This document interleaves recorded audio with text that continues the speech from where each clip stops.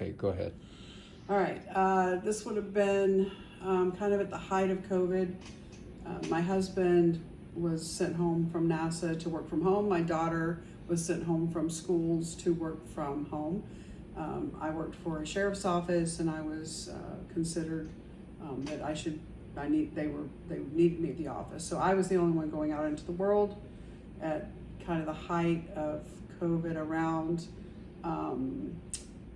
It would have been like March, April, May, June of 2021. And we took a trip to Memphis. First time, decided to go see family. First time on an airplane since COVID. We wore our mask, and we were not vaccinated by choice because we were pretty much quarantined from the world at the time. So we chose not to be vaccinated for that reason. And we get to Memphis within 48 hours, or less than 48 hours. I have a headache. I make it to a walk-in clinic. The headache was different for me. I knew something was different, and I tested positive for COVID. Told my husband, we're out of town, what do we do? And he decided that, we were close enough as husband and wife that he's probably been exposed. So instead of flying home, we rented a car, drove back to Florida. My daughter was kind of away from us as a young person most of the time. We told her, give it a couple of days and fly home. So we got home. On the way, the drive back, we called our general practitioner, and his advice was, do not come to the office. We're going to call in a prescription of a steroid. I don't remember specifically which one, and an antibiotic. I don't remember which one. And start on those. Get an I always say oximeter at the drugstore. Check your oxygen. If it gets below 92 points, go to the ER. That's all we had direction. So I was the only one showing symptoms at the time. It was high fever between 104, 105, and then it would just dip to like 100, and then it would spike back up. And this went on for 2 weeks solid. My symptoms were more gastrointestinal. That I had nausea that I can't describe, and I've been through 3 pregnancies with nausea. It was different than that sort of nausea. My hands would flame with heat, like specifically in my hands. Of course, I was fevered, but I'd never had that kind of specific heat in my hands. I remember lying in bed, and the walls, I don't know if it was the fever. I've had fever before, but it was almost hallucinogenic. The walls were waving. The walls in my bedroom were waving. The fatigue that in my body, I'd never felt that sort of fatigue. It wasn't like the flu where you ache with fatigue. It was, I can't move my body. Like it's so hard to put it, I can't put it in words. Mm-hmm. So anyway, those were my symptoms. Wade was staying away from me. My daughter's dropping groceries. She's staying away. She's dropping soup at the front door. And then 5 days into me being home with it, Wade started getting symptoms. So we're separated in the house. And he kept saying he could feel it in his breathing. And so he was checking his oxygen. I'm checking my oxygen. Everything's good with my oxygen. I don't have the upper respiratory symptoms that he does. Mine is intestinal nausea. I wasn't throwing up, which is worse, to have nausea without being able to throw up. The fever and the fatigue was, I just can't even describe it. Anyway, I'm into the 2nd week of this, and per the doctor, just finish what we give you and watch your oxygen. That's all we had to go on. So we self-medicated at home, drank our juices.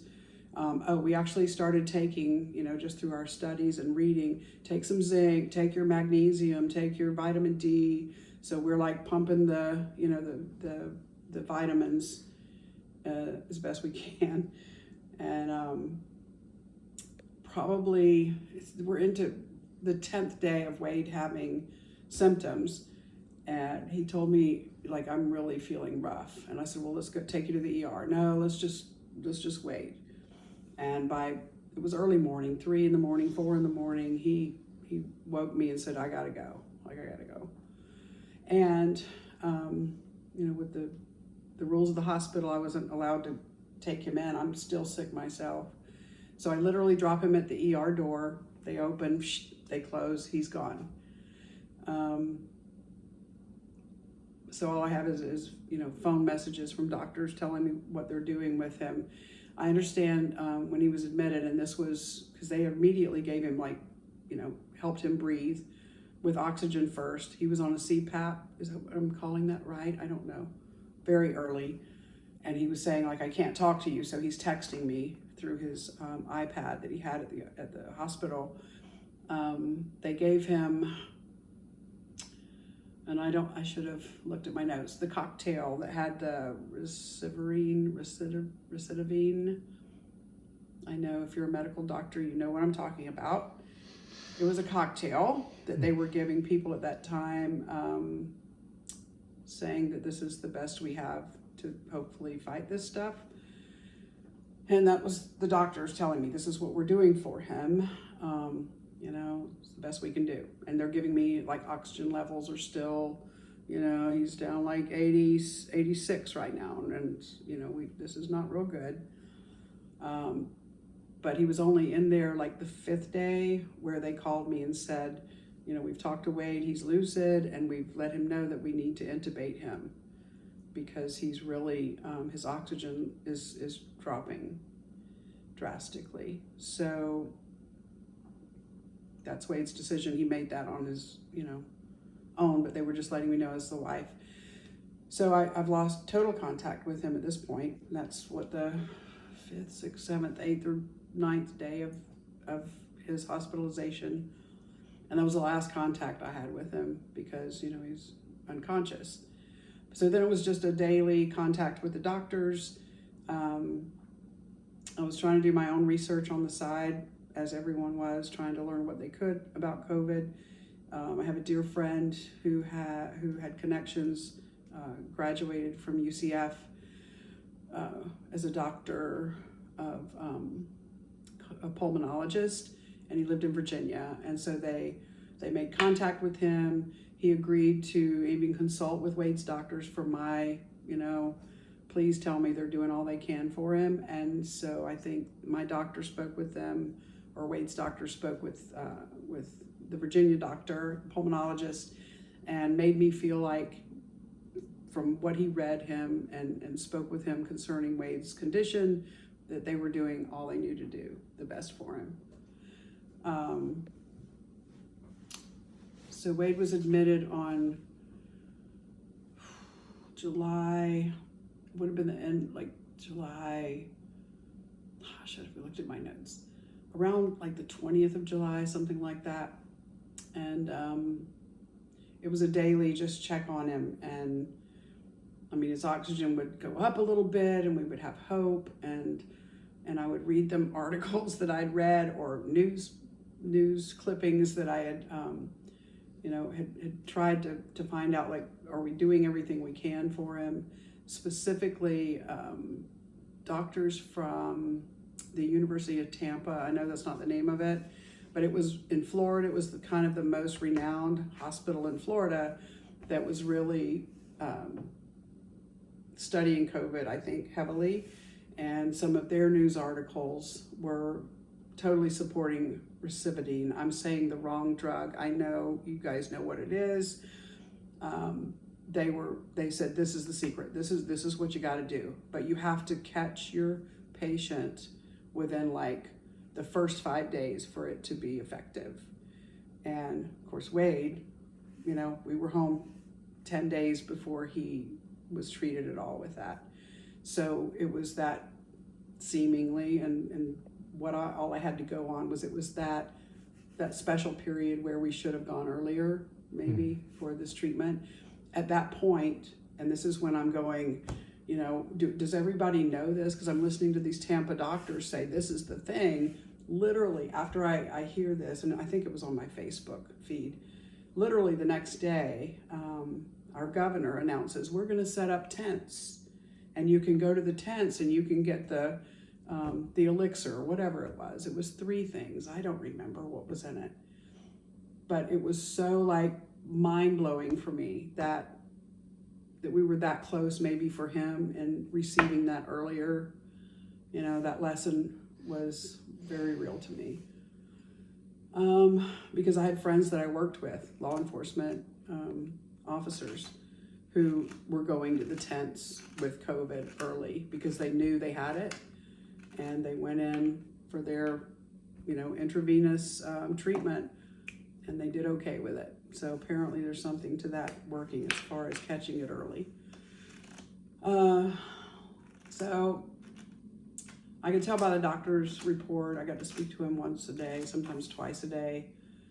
And he was trying to tell me, that he was probably not going to recover. But I'm in the meantime reading stories of people who had, been intubated for months, and they came out fine and recovered.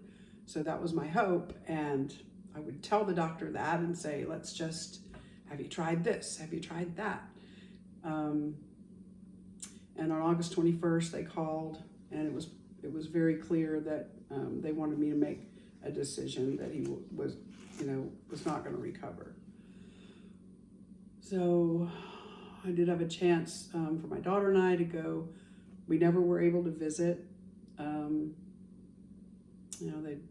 They offered FaceTime, which I refused because it was just weird to me. I didn't want to see him with all the stuff on him. And I talked a few times, which was awkward. It's like, we'll hold the phone up to his ear. And I know, I've heard that when people are in comas, they can still hear, they're aware that you're talking to them, that sort of thing. But it was just, I think I did it once, and it's like, okay, this nurse is listening to me talk to him. It was just bizarre. But, and I had some dear friends, Phil and Ashley, and they asked if they could FaceTime him, and they did that a couple of times.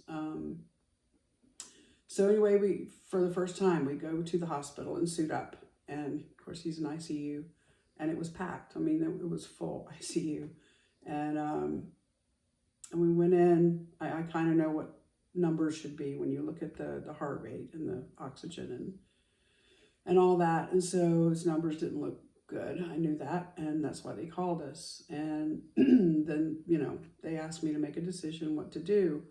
And I remember asking the nurses to leave the room and let me just think about this a minute. I talked to Phil and Sydney, and I said, I can't say, let's just pull the plug on him. And so I prayed about it, and I looked out the window over the Indian River, and then I went back to Wade, and I held his hand, and I watched his numbers go up. And I thought, then, this is it. Like, he's making a turnaround right now. And then they didn't. And then we slowly watched him go. And as the nurse said, that was divine, that it happened that way. And I didn't have to make a decision to watch them turn off the machine. You were never able to communicate with them. No. God. No. And the doctor explained, they never want to, be detailed about what's going on. I mean, doctors know that, like, we're going to make this as soft as we can on the loved one to describe what injury he has. But he basically, at the end, because I think they held on to Wade longer than they wanted to. Mm-hmm. I mean, they gave me longer, I think, to just call it. But he said, Brenda, he doesn't have lungs. He doesn't even have lungs anymore. Like, there are just holes. Like, there are holes all through his lungs. Did you ever see the x-rays or anything? They're not going to recover. No. I thought about that when you came here. I thought, I don't know if I can still get his medical notes and stuff.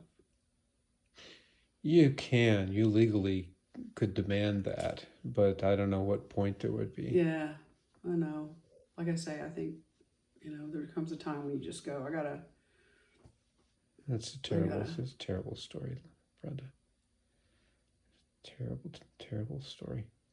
and the worst thing for me was just watching him walk. I mean, I can still see him walk in that door, you know, the whoosh, whoosh of the ER, and I never got to see him or talk to him except the few texts that we had. And There's lots of stories like that.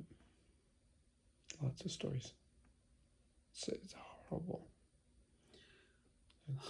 but I understand. I mean, it was a contagious thing, and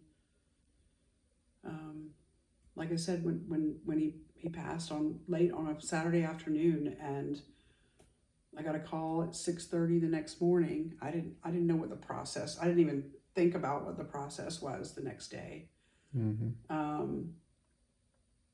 And they were asking if I'd made arrangements or knew what I wanted to do with the body, because the morgue was overfull. Like, we need to know what you want to do, like right now, because we need the room. It was that full. Good God. Well, I mean, do you have anything else that you'd like to put on this testament?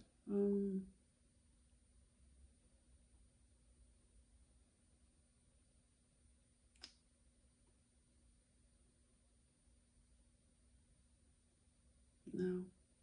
Yeah.